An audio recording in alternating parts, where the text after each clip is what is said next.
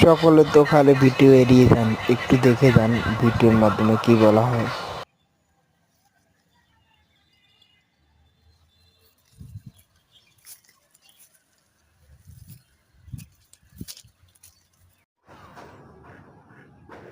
এক একটা ধান হইতে 3টা মাস লাগে, আর আমরা কত ভাত নষ্ট করি দেখুন।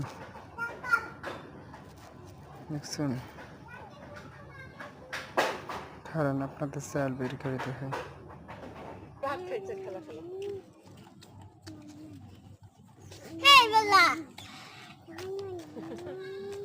এই যাবা না কা